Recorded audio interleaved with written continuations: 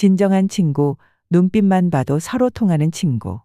친구라는 말만 들어도 따뜻해집니다. 내가 젊었던 시절을 오랜 시간 함께 보냈던 친구라면 그동안 쌓았던 추억들도 떠오르니 입가에 웃음도 번지지요. 그래서 예부터 친구와 관련된 아름다운 말들이 많이 있었습니다. 마치 고기와 물의 관계처럼 때려야 뗄 수 없는 특별한 친구 사이를 수어지교라 했고, 서로 거역하지 않는 친구를 막역지우라 했습니다. 관중과 포숙의 사귐과 같은 허물없는 친구 사이를 관포지교라 했고, 어릴 때부터 대나무 말을 같이 타고 놀며 자란 친구를 중마고우, 향기로운 풀인 지초와 난초 같은 친구를 질환지교라고 했습니다. 어렸을 적 학교 다닐 때 배운 사자성어지만 또 이렇게 나이 들어 친구를 생각하며 하나씩 읽어보니 그 뜻이 새롭습니다.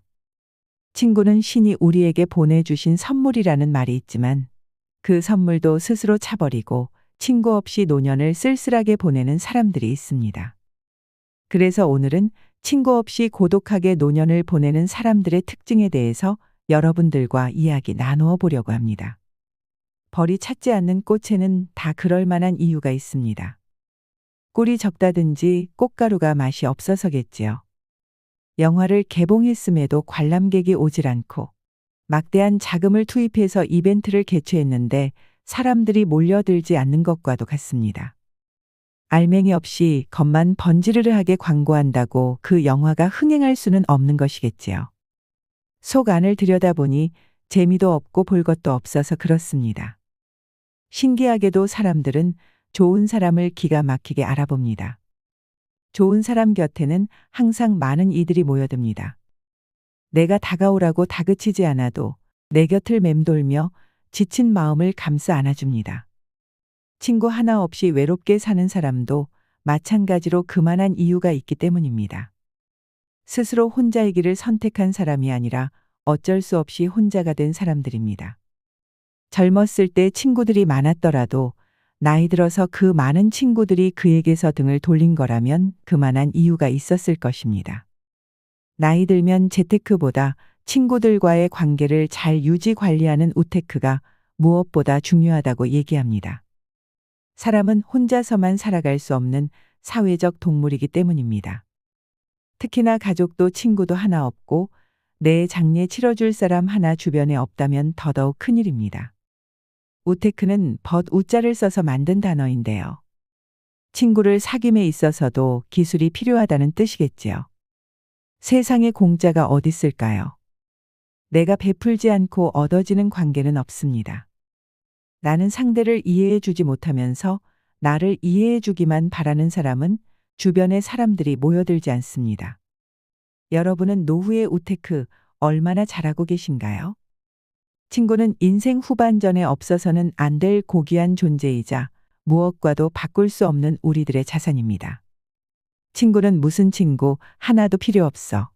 친구가 무슨 소용이야 하면서 큰 소리 뻥뻥 치던 사람들도 아무도 찾아오지 않고 혼자서 쓸쓸히 죽어갈 날만 기다리는 순간이 오게 되면 뼈아프게 후회합니다.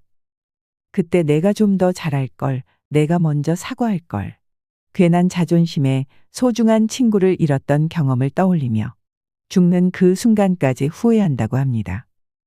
혼자서 잘 사는 방법을 깨닫고 혼자서도 오부지게 행복하게 시간을 보낼 수 있는 분들은 다른 이들과도 좋은 관계를 맺으며 잘 살아갑니다. 문제는 혼자가 외롭고 싫은데 아무 노력도 개선도 하지 않고 무의미하게 시간을 흘려보내는 분들이지요. 지금부터라도 늦지 않았습니다. 연구에 따르면 나이가 들면 고집이 세지거나 내 말이 무조건 맞다고 생각하는 경향이 뚜렷해진다고 합니다. 이는 뇌의 노화와도 관련이 있다고 하는데요. 그래서 나이 들수록 유연한 사고를 가지고 상대방의 입장에서 생각해보는 연습을 하는 것이 참 중요합니다. 혹시라도 나의 행동이, 나의 이기적인 욕심이 친구들을 멀어지게 하는 것은 아니었는지 두루두루 점검해 볼 일이겠습니다. 친구 없이 고독하게 노년을 보낸 사람들의 특징 첫 번째. 평생을 돈돈거리면서 인색하게 굽니다. 사람이 모이면 돈이 들기 마련입니다. 신발 신고 문 밖에만 나가도 모든 게 돈인데 친구들 만나면 차값도 들고 밥값, 술값이 당연히 들지요. 좋은 일이 있어서 기분이 좋은 한 친구가 쏠 때도 있고, 또 어느 모임은 얼마가 됐든 돌아가면서 비용을 치르기도 합니다. 또 어떤 모임은 십시일반 돈을 걷어 비용을 치르기도 하고요. 그런데 인색한 친구는 절대 자기가 먼저 돈을 내는 일이 없을 뿐더러 십시일반 돈을 걷게 되는 경우에도 어떻게든 돈을 적게 내려고 머리를 씁니다. 너 오늘 생일이잖아. 한턱 내야지. 요즘 너 잘 나간다며 돈도 잘 벌면서 한턱 내야 되는 거 아니야? 한턱한턱거리면서 어떻게든 얻어먹을 궁리만 합니다. 좋은 마음에 사정이 있겠지. 내가 더 나누면 되지 생각하며 베풀어 주었던 친구들도 너무한다는 생각이 들어 이 사람과는 가까이 하지 않게 됩니다. 아무리 돈이 없다 해도 최소한 자기가 먹은 밥값 정도는 내야 되지 않을까요? 내가 얻어먹었으면 사주기도 할 줄 알아야 인지상정입니다. 친구들이 모임이 있을 때마다 누가 얼마 내나 하면서 항상 그렇게 들여다보는 건 아니지만 학창 시절부터 늘 그랬기 때문에 저 친구는 또 오늘도 적게 내려고 발악하는구나 하며 속으로 혀를 끌끌 차고 있을지도 모릅니다. 말하지 않아도 인생 하루 이틀 산 것도 아닌데 다 뻔히 알고 있습니다. 그저 싸우기 싫고 이런 것까지 말해줘야 하나 싶어서 가만히 있는 것뿐이지요. 학창 시절로 돌아가 예를 한번 들어보면 친구 4~5명에서 같이 만나 밥값이 5만 원 정도 나왔습니다. 이것저것 맛있는 걸 먹었겠죠. 그러면 한 명이 10,000원 남짓만 내면 큰 부담 없이 해결이 되는 상황인데 이 친구는 돈이 없다며 당당하게 5,000원을 냅니다. 나 오늘 늦게 왔잖아. 나 이 음식 입맛에 안 맞아서 조금밖에 못 먹었단 말이 하는 것입니다. 인색한 사람은 늘 이런 식입니다. 오늘만 그런 게 아니지요. 주변의 친구들에게만 그러는 것이 아니라 지인이나 회사 동료, 가족들에게도 이렇게 인색하게 굴고 있을 확률이 큽니다. 더 황당한 경우도 있습니다.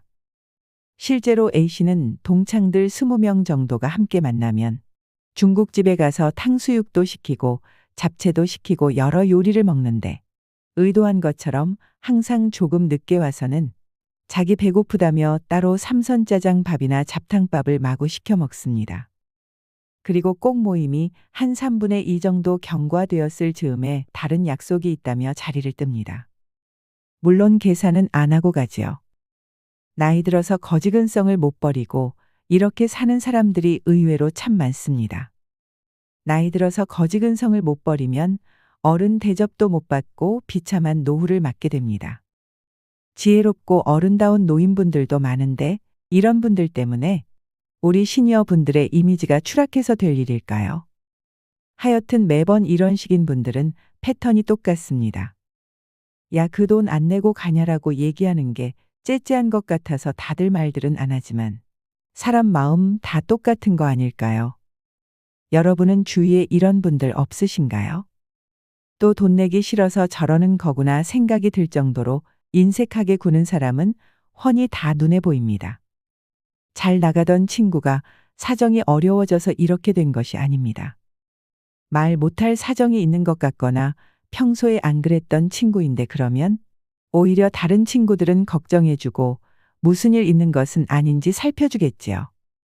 하지만 이 인색한 친구는 어렸을 적부터 그랬다고 합니다. 더 황당했던 것은 A씨의 집은 잘 살았다고 합니다. 가난하다고 인색한 것이 아니라는 것입니다.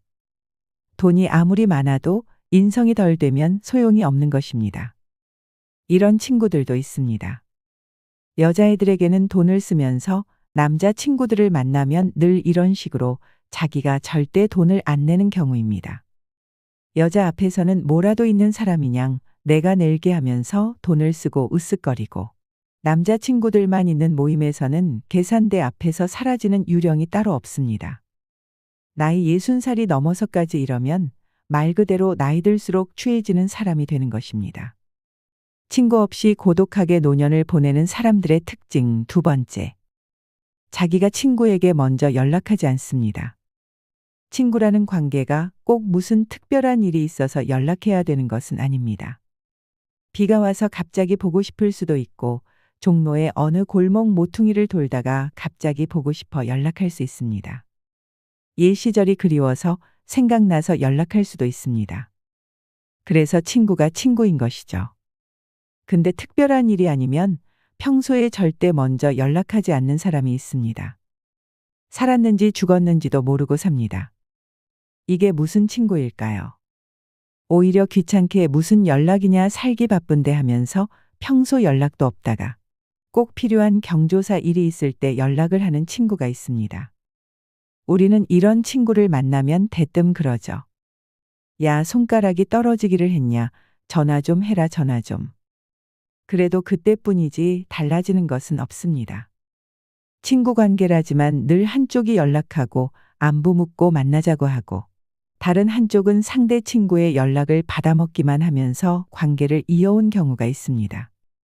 그런데 어느 날 늘 연락하는 쪽이 어떤 이유로 인해 연락을 하지 못하게 되면 이 두 친구는 영영 만날 수 없게 되겠죠.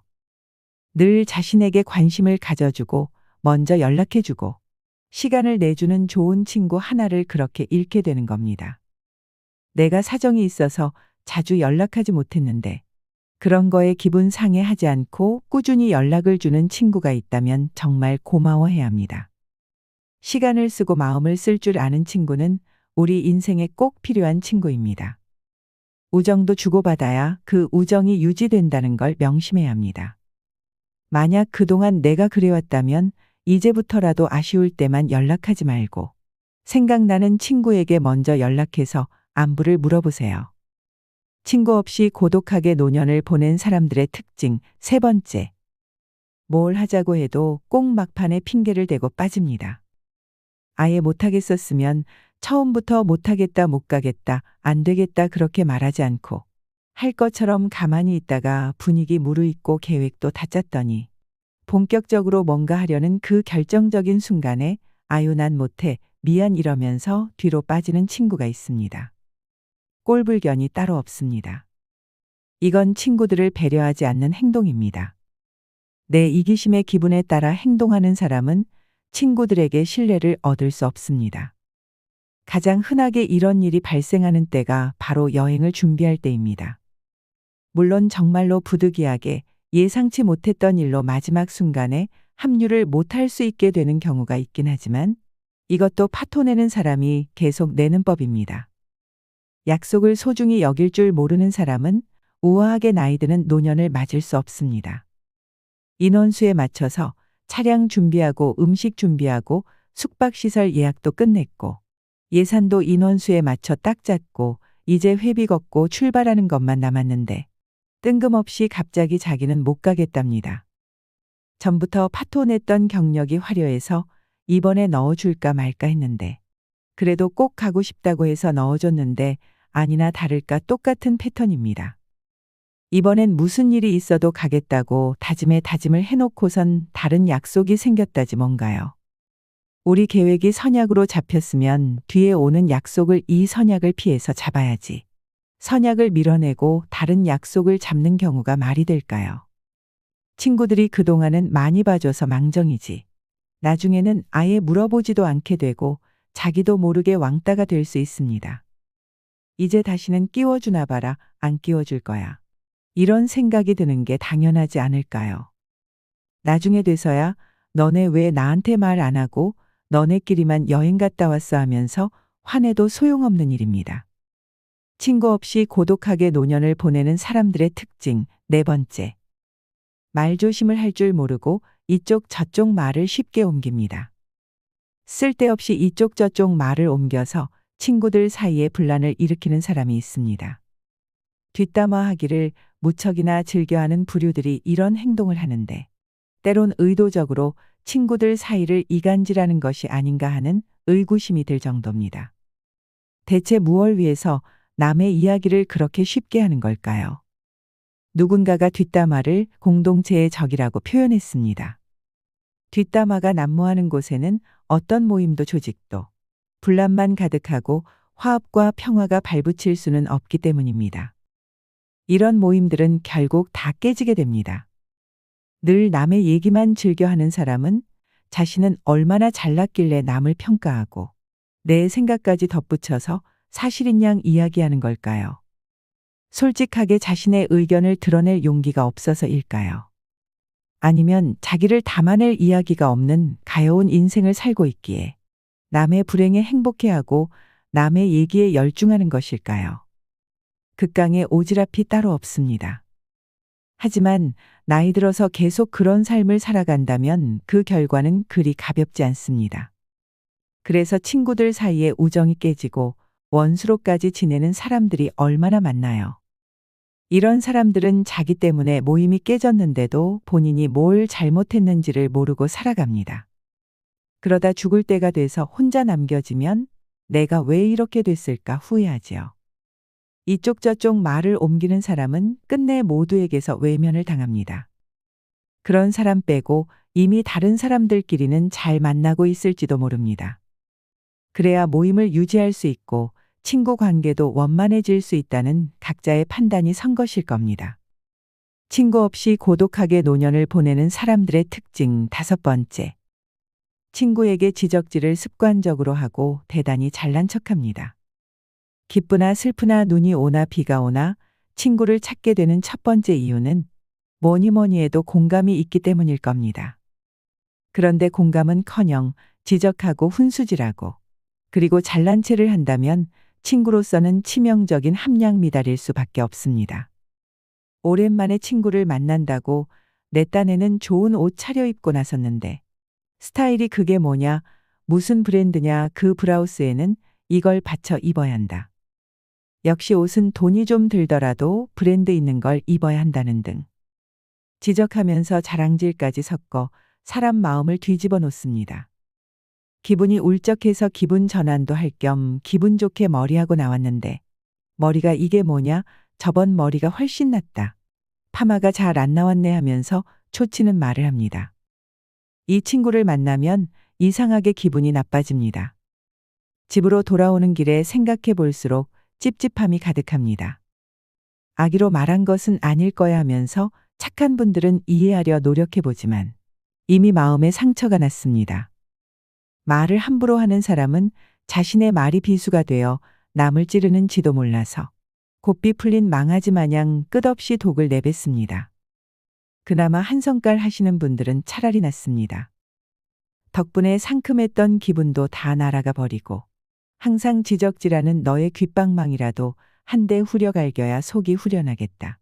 너와의 인연은 여기까지다 하면서 속으로라도 생각하거나 이를 실천하면 주고받은 것이니 억울할 일도 없겠지요. 하지만 대부분의 사람들은 그러질 못하니 얼굴만 울그락불그락해질 뿐입니다. 밉상 같은 자기 얼굴, 자기가 입은 옷이나 보고 얘기를 하든지 개성도 없이 명품 카피한 옷이나 사서 입으면서 자기가 무슨 패션 리더인 줄 착각하며 꼴값을 떠는 분들이 있다면 정말 반성하셔야 합니다. 남 지적하는 것 좋아하고 훈수질 좋아하는 친구를 보면 정말 웃긴 것이 제대로 잘 알아서 가르치려 드는 게 아니라 잘못된 정보를 전하고 편견을 갖고서 그런 만행을 저지른다는 겁니다. 배울 점도 없는데 배우라고 강요하니 얼마나 어이없는 일입니까? 입을 그렇게 놀리려면 본인부터 좀 알고나 해야 합니다. 기가 찰 노릇이지만 그렇다고 면전에서 맞대응하자니 같은 부류의 인간이 되는 것 같아서 차마 그럴 수는 없는 노릇입니다. 그래서 말없이 연락을 끊거나 조금씩 멀어지는 것을 택하는 사람도 있습니다. 그러면서 소중한 한 친구를 잃게 되는 것입니다. 친구란 이 세상과 모든 사람이 나를 버릴 때라도 나를 찾아주는 사람이라고 했습니다. 이렇게 귀한 존재인 만큼 친구에게 잘해야 합니다. 여러분, 주변 사람 다 떠나게 만드는 유형의 특징 얼마나 공감하셨나요? 그렇다면 이번에는 조금 더 객관적으로 인간관계 문제를 들여다보고 해결책을 찾아보는 시간을 가지고 싶습니다. 나는 딱히 잘못한 것도 없는데 이 사람이 날 띠껍게 대하네. 역시 이 사람은 처음부터 느낌이 뭔가 별로더니 내 감이 맞았네. 이런 생각을 하신 적이 있으시다면 이 이야기가 제법 흥미로우실 거라 생각합니다. 여러분, 주변에 적을 많이 둔 사람을 만나본 적이 있나요? 그런 사람들은 주로 누가 나에게 못된 짓을 했고 누가 별로다라는 식으로 자신의 적들을 틈만 나면 우리에게 소개해 줍니다. 하지만 눈치가 빠른 사람들은 그 사람의 주변에 적이 많은 건 주변 사람들의 문제가 아닌 적을 많이 둔 그 사람 한 명이 문제라는 것을 쉽게 눈치채지요. 하버드 대학교에서 배우는 인간관계 연구 내용에 따르면 주변에 적이 많은 사람들에게 가장 많이 보이는 성향은 바로 사소한 이유나 단순한 느낌으로 상대방을 싫어한다는 겁니다. 나는 걔가 싫어. 이런 말을 입에 달고 다니는 사람들이 있습니다. 왜 싫은데라고 물어보면 뭔가 생긴 것도 별로고 그냥 별로야. 내 느낌이 그래라고 대답합니다. 그리고 그들은 이런 식으로 누군가 싫다고 표현하는 게 스스로 솔직하고 멋있다고 생각합니다. 하지만 사람을 쉽게 싫어하는 사람은 결코 좋은 인간관계를 형성할 수 없습니다. 하버드 대학에서는 내가 상대방을 보는 것을 거울을 보는 것과 같다고 가르친다고 합니다. 내 감정을 그대로 비추는 거울인 것이죠. 당신이 상대방을 별로라고 생각하고 대한다면 당연히 상대방도 그것을 느낄 수밖에 없습니다. 아무리 그것을 숨긴다고 하더라도 내 말투, 행동, 표정 같은 모든 것에서 불편한 뉘앙스가 무의식 중으로 드러날 수밖에 없다고 생각합니다. 그럼 상대방도 금방 눈치채고 나를 그리 좋은 태도로 대하지 못하는 것입니다. 그리고 이런 상대방의 태도를 보면서 자신이 상대방을 이유 없이 싫어했던 것에 대한 정당성을 부여합니다. 나는 딱히 잘못한 것도 없는데 이 사람이 날 띠껍게 대하네? 역시 이 사람은 처음부터 느낌이 그랬어. 내 예감이 맞았네 하는 것입니다. 물론 상대방을 싫어할 수 있습니다.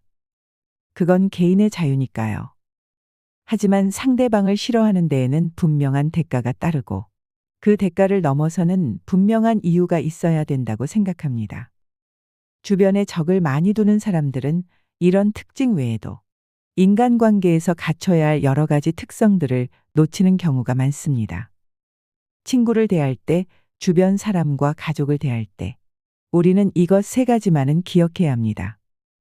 인간관계에 스트레스 안 받는 법, 첫 번째. 가식적인 칭찬을 하지 마세요.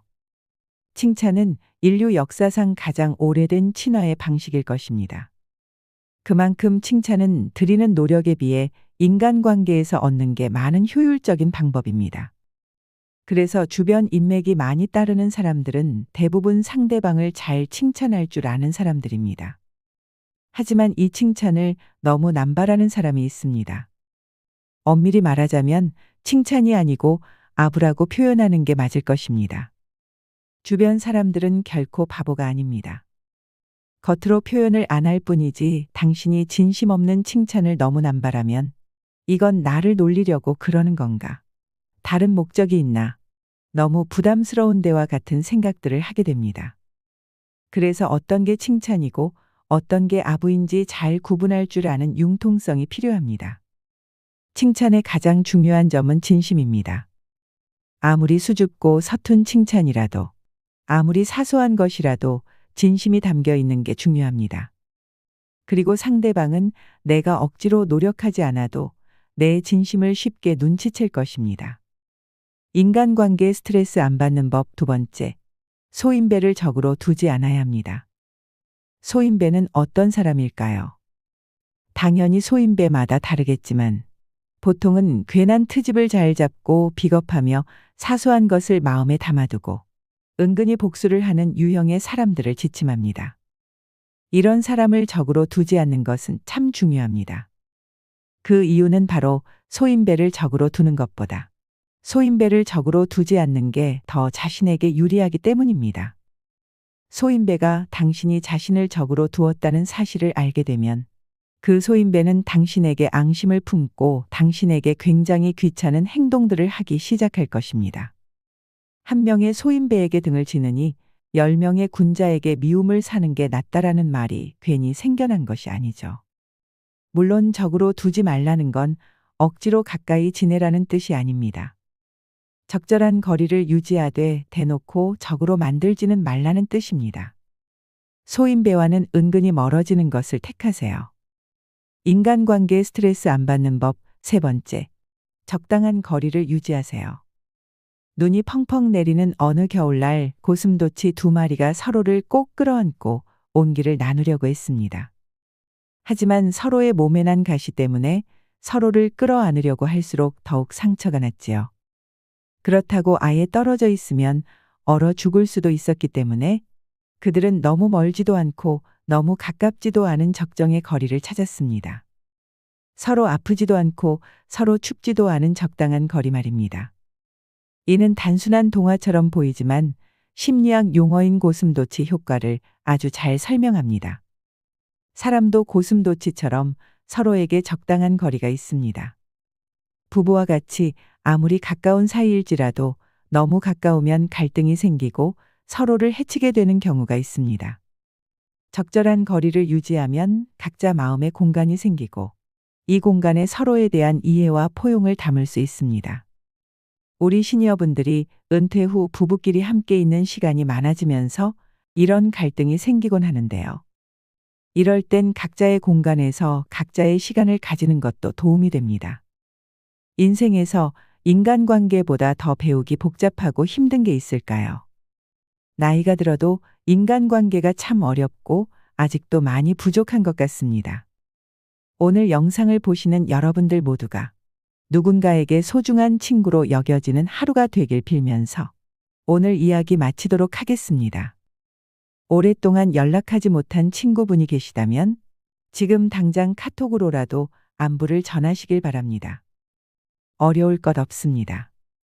그러면서 다시 만나도 좋은 것이 친구입니다. 그리고 마지막까지 그분의 좋은 친구로 남아주세요. 행복한 노후는 그렇게 내가 만들어가는 것입니다. 이상으로 시니어에 대한 모든 것, 시니어 연구소였습니다.